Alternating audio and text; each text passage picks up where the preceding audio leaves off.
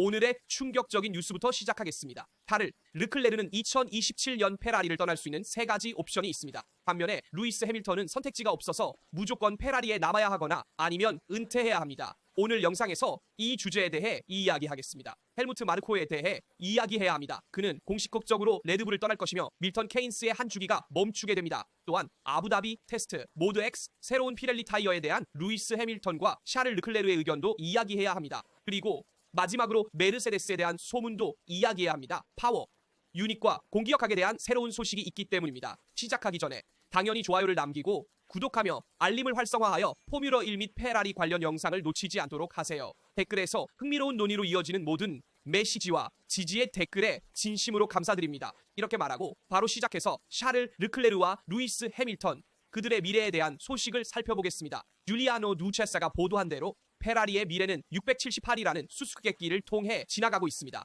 실제로 2026년 페라리는 해밀턴과 르클레르가 그들의 미래를 결정할 기회를 줄 것입니다. 해밀턴은 현재로서는 그의 미래에 대한 옵션이 없습니다. 페라리를 떠나기로 결정할 경우 해밀턴을 영입하고 싶어하는 팀은 없지만 르클레르를 원하는 팀은 3팀이 있습니다. 그리고 이것은 모든 상황을 바꾸게 됩니다. 이는 단순히 다음 시즌 페라리의 주니어 드라이버가 누가 될지를 넘어서는 문제입니다. 그리고 나중에 그 문제로 돌아오겠습니다. 그러나 먼저 르클레르에 관심이 있는 팀들에 대해 이야기해야 합니다. 확실히 아스톤 마틴은 모나코 출신인 르클레르에 대한 관심을 숨긴 적이 없습니다. 니콜라스 터트는 이번 시즌에 샤를이 더 이상 어린아이가 아니며 이제 28살이므로 승리하기 시작해야 하고 몇 시즌 내에 타이틀을 위해 싸워야 한다고 자주 언급했습니다. 싸움에서 멀어질 수 없습니다. 그는 뛰어난 재능을 가진 드라이버로 많은 팀들이 관심을 갖고 있으며 우리가 3팀을 보았고 아스톤 마틴은 타이틀을 위해 싸울 수 있는 팀이기 때문에 후보가 될 수 있습니다. 에드리언 뉴웨이의 도착과 함께 내부 혁신 실버스톤에 있는 모든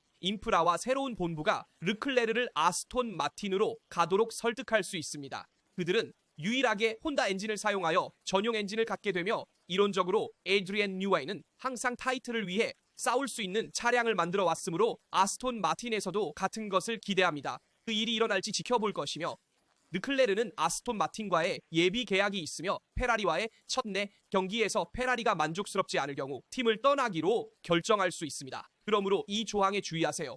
타이틀을 위해 싸울 가능성이 있는 두 팀이 르클레르에 관심을 갖고 있지만 반대로 해밀턴은 옵션이 없으므로 해밀턴은 페라리와 함께 뛰거나 은퇴해야 합니다. 그래서 저는 이것이 페라리의 모든 상황을 바꿀 것이라고 생각합니다. 왜냐하면 르클레르가 해밀턴에 비해 1드라이버 역할이 줄어들 수 있기 때문입니다. 해밀턴은 페라리에 남을 것이 확실하고 다른 선택지가 없으니 다른 팀으로 갈 수 없다는 점에서 팀에서는 그에 대한 보장이 있기 때문이죠. 그래서 해밀턴에게 많은 개발을 맡기게 될 것이고 만약 2026년 페라리가 잘 되지 않을 경우 르클레르가 팀을 떠나기로 결정할 것이기 때문에 프로젝트에서 제외될 것으로 간주할 수 있습니다.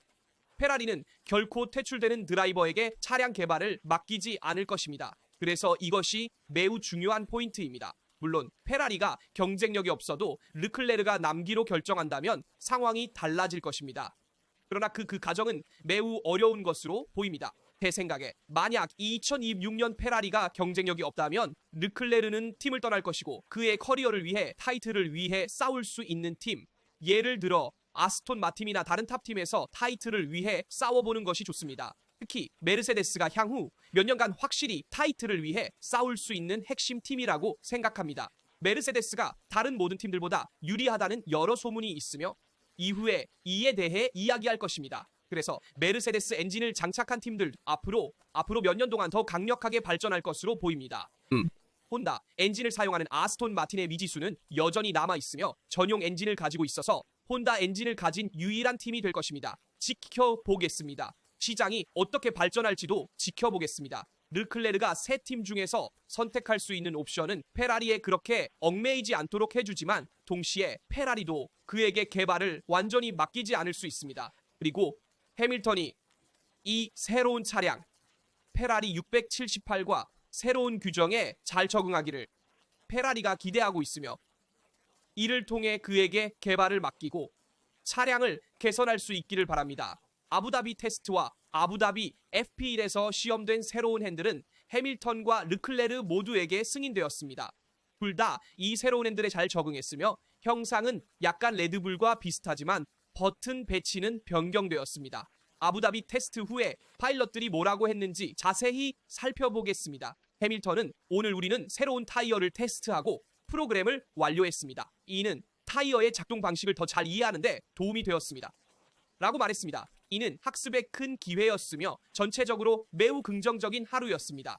긴 시즌이 끝날 무렵 이번 마지막 테스트 날에 열심히 일해준 작업실의 모든 사람들에게 정말 감사합니다. 쉬운 일이 아니었습니다. 그들이 최선을 다했기 때문에 자랑스럽고 끝까지 노력해준 것에 감사드립니다. 그리고 이는 루이스 해밀턴의 멋진 메시지입니다. 왜냐하면 그가 포기하지 않고 2026년을 위해 계속 노력하고 있다는 것을 보여주기 때문입니다. 그는 타이틀을 위해 앞에서 싸울 수 있는 페라리에 맞먹는 시즌을 원하고 따라서 경주차를 개선하고 물론 공장에서 더 잘 작업하기 위해 팀에 더 많은 피드백을 주기 위해 모든 노력을 기울입니다. 또한 1월에 있을 바르셀로나 테스트를 대비하여 이번 아부다비 테스트의 목표는 2026년 규정의 새로운 메커니즘에 익숙해지는 것이었고 따라서 모드 X와 새로운 피렐리 타이어에 적응하는 것이었습니다.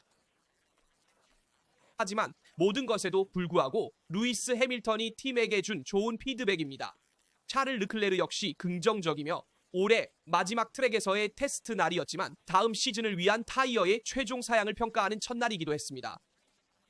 라고 말했습니다.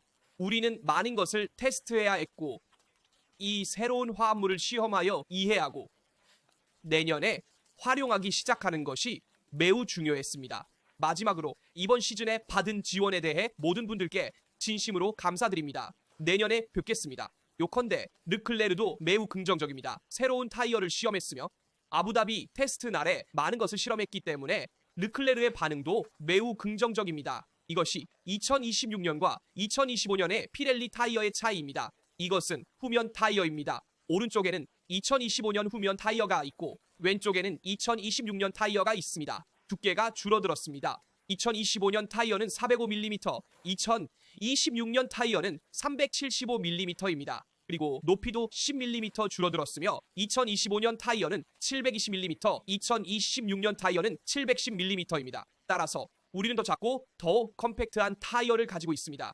내년에는 타이어에 추가로 공급될 전기 출력 때문에 타이어가 과열될 수 있는 문제에 특히 주의해야 합니다. 따라서 이러한 세부사항에 주의하십시오. 현재로서는 2026년 타이어가 파일럿들을 만족시켰습니다. 그리고 오늘의 뉴스에 대해서도 이야기해야 합니다. 실제로 줄리아노 누체사가 언급한 것처럼 헬뮤트 마르코가 나가면서 이전 레드불이 해체되었습니다. 민슬라프와 미셴은 새로운 시대를 시작하며 이전 모델을 완전히 종료합니다. 헬뮤트 마르코는 떠날 때가 되었다는 것을 이해했다고 말하며 이를 이해했습니다. 따라서 헬뮤트 마르코가 공식적으로 레드불을 떠납니다. 그래서 이 사진을 보면 왼쪽에 맥스 베르스타펜이 있고 레드불의 주요 구성원들이 떠난 것을 볼 수 있어 매우 향수적입니다. 민슬라페는 헬무트 마르코, 에드리안 뉴웨이, 체코 페레스, 크리스티안 호너 등 레드불에서 떠난 모든 주요 구성원이 있습니다. 레드불에서는 새로운 사이클이 시작되며 프로젝트의 중심에 맥스 베르스타펜이 남고 로렌트 미키스가 기술 측면에서 그를 지원합니다. 그리고 피에르 와체가 여전히 존재하지만 헬무트 마르코, 에드리안 뉴웨이, 크리스티안 호너와 같은 다른 주요 구성원 없이 다시 시작됩니다. 특히 에드리안 뉴웨이와 크리스티안 호너는 레드불의 기둥이었으므로 새로운 레드불이 시작됩니다. 제 생각에 헬뮤트 마르코는 떠날 때가 되었다는 것을 이해했으며 나이가 들어서 그만둔 것이 당연합니다. 이제 헬뮤트 마르코도 마지막 그랑프리에서 말도 안 되는 소리를 했기 때문에 떠나는 것이 옳습니다. 그리고 드라이버 선발에서도 많은 젊은 인재들을 소모시키고 그들에게 레드불에서 기회를 주긴 했지만 결국 좋은 미래를 보장해주지 않았습니다. 그리고 그의 이런 태도는 지난 몇 년간 그를 어느 정도 비판받게 했습니다. 헬뮤트 마르코도 레드불의 좋은 미래를 보지 못했으며 저도 역시 그렇게 생각합니다. 현재 레드불이 미래에 경쟁력이 있다고 말한다면 저는 아니라고 대답할 것입니다. 제 생각에 그들은 자체 엔진을 생산해야 하며 이미 레드불 파워, 트레인에 대한 일을 맡아야 하며 이는 완전히 밀턴 키넷에서 제작된 엔진입니다. 또한 반대편에서는 공기역학 부분을 관리해야 합니다. 에드리안 뉴웨이 같은 천재를 잃었기 때문에 공기역학적 발전도 피에르 워츠에게만 맡겨졌으며 이는 고무적인 결과를 내지 못했습니다. 네, 최근 들어 로랑 매키에스가 팀 내에서 좋은 성과를 보여줬고 여름 휴식 이후 레드불이 다시 결속력을 찾는데 분명히 큰 도움이 되었습니다. 그들은 맥스 페르스타펜이라는 다른 팀의 수많은 엔지니어들과 비교해도 확실한 차이를 만들어내는 선수가 있습니다. 맥스 페르스타펜은 어떤 차를 몰든 상관없이 트랙에서 0.2초의 이점을 확실히 안겨줍니다. 그러나 장단점이 있고 현재 레드불에서 단점이 더 많다고 봅니다. 그래서 맥스 페르스타펜이 레드불에 오래 남을지 확신할 수 없습니다. 확실히 2026년까지는 남겠지만 계약이 끝날 때까지 남는다는 보장은 없습니다. 주의하세요. 탈퇴 조항도 있습니다. 헬무트 마르코가 팀을 떠나는 것이 그 중 하나이며 따라서 맥스 페르스타펜이 팀을 떠날 가능성이 있습니다. 이 측면은 과소평가할 수 없는 것입니다. 그러나 매우 흥미로운 소식을 전해드리고 싶습니다. 사실 메르세데스는 엔진 개발에서 다른 모든 팀보다 앞서 있는 것 같습니다. 하지만 이는 패독에서 나온 소문만은 아니며 실제로 파워 유닛 내부의 여러 구성 요소의 인증관과 관련이 있습니다.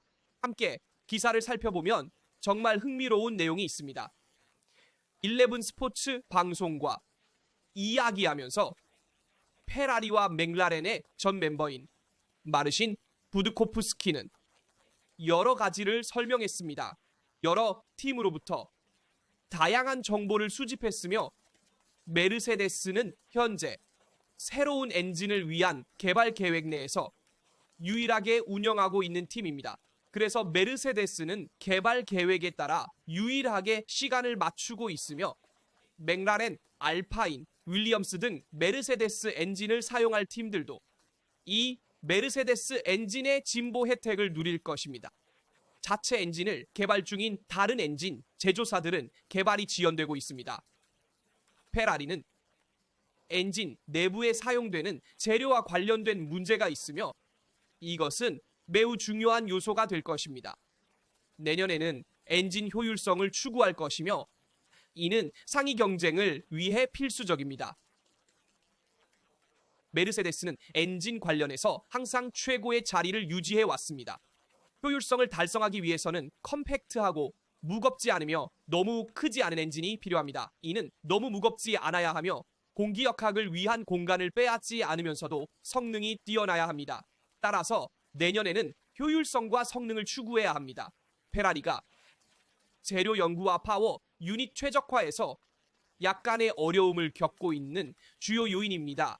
반면에 아스톤 마틴은 유일하게 혼다 엔진을 사용할 팀이며 일본 엔진 제조사도 파워, 유닛 개발 일정에 지연되고 있어 영국팀이 이 문제로 바르셀로나 테스트를 놓칠 위험이 있다고 쓰여 있습니다. 물론 아스톤 마틴에게 이런 일이 일어나지 않기를 바라지만 파워 유닛 개발에서 상당히 지연되고 있습니다. 아우디는 자체적으로 생산한 엔진을 가질 예정이며 비슷한 상황을 겪고 있습니다. 내년에는 자우버가 더 이상 존재하지 않고 공식 아우디 팀이 될 것이며 디자인 및 파워, 유닛 개발 문제로 초기 일정에 맞추기가 어려운 상황입니다. 마지막으로 앞서 말씀드렸듯이 레드불은 포드와의 첫 파트너십을 가졌습니다. 밀턴 케인즈에서 처음으로 자체적으로 엔진을 생산할 것이지만 이는 혼다의 도움 없이 처음으로 레드불이 엔진을 생산하는 것이기 때문에 상황을 해결하기 어려울 것입니다.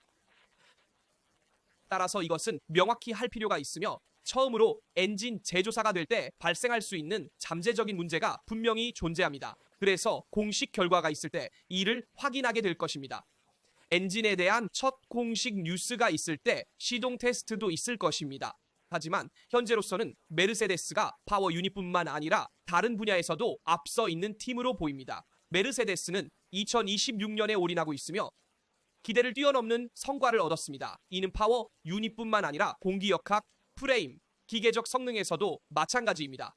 메르세데스는 항상 낮은 자세를 유지하여 선언을 하지 않지만 높은 야망을 가지고 있으며 이는 사실에 의해 뒷받침됩니다. 따라서 내년에 메르세데스를 주목해야 합니다. 이 팀은 파워 유닛뿐만 아니라 프레임, 기계적 성능, 공기역학에서도 가장 앞서 있는 팀으로 보입니다.